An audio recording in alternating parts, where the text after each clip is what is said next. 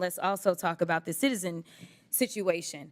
So I don't know how much you've paid attention to the election, but we do have an incoming administration, and we have a border czar who has said that they are going to deport everyone that is here and is not a citizen. They are planning to do mass deportations. In fact, in the state of Texas, our commissioner has offered up land so that they can put these camps there and send people out of our country. Now, if you start asking people, are you a citizen or not, and they're living in a home and somebody's threatening to go in and raid homes and take everybody out and send them back to wherever they came from, I mean, I would imagine that that may make people say, never mind, I'm not going to fill this out. But I mean, has that been your finding or no? We have conducted research that shows that there can be selective inclusion of individuals who reside in a residence because of Exactly, because you've got the federal government that is asking this question, and it's the same federal government that is threatening to go and yank people out of their schools, their homes, and things like that. And then we just had a conversation where we were talking about how many voters. Listen, when you're counting people, you're not just counting voters. You count children, don't you? Correct. You count a lot of people that aren't necessarily voters, and I want to make sure that we really get to the nitty-gritty on Texas, because this is hilarious to me. Texas added 2 seats. In 2020, according to the census, and we know that there was a significant undercount, specifically in Texas for a combination of reasons, but we know that specifically Texas added 4 million people. Of those 4 million people, do you want to take a guess at how many were Anglos? Just a guess. I'd say a majority. 180,000. That's it, of 4 million. 95% of the people that were added, and we know that when it comes to minority populations, they tend to be undercounted. So get this, we added 4 million people. They were people of color. Texas got 2 new seats.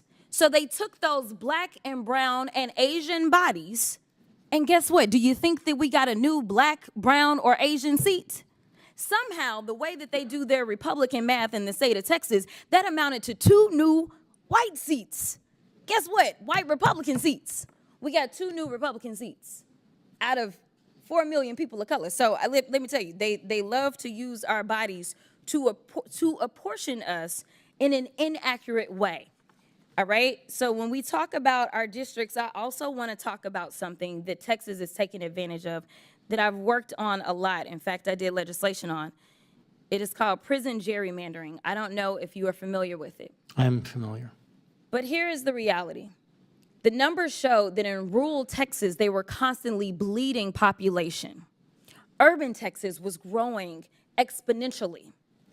But what they do is they count inmates where they are imprisoned instead of counting them where it is that they will return to.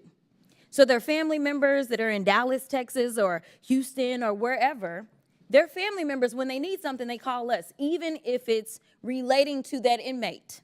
But somehow rural Texas is getting better roads than they probably deserve because they're counting those inmates that are not driving on those roads. They're counting those inmates that are not using their hospitals. They're counting those inmates whose children are not attending their schools because of prison gerrymandering. So again, Republicans are really good about using black and brown bodies, because I can also tell you that the numbers are clear that we have a black and brown incarceration issue, not just in Texas, but in this country.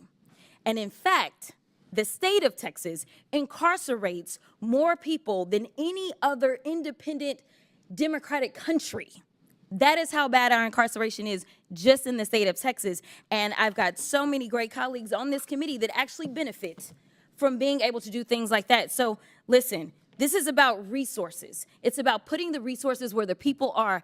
And I am curious to know, for whoever goes next, do you ask your constituents when they call your office, are you a citizen or not? Because at the end of the day, I have to handle immigration cases as well in my office. We are elected to represent the people regardless of their citizenship, and we have to help them because they reside in our districts. Thank you, and I'll yield.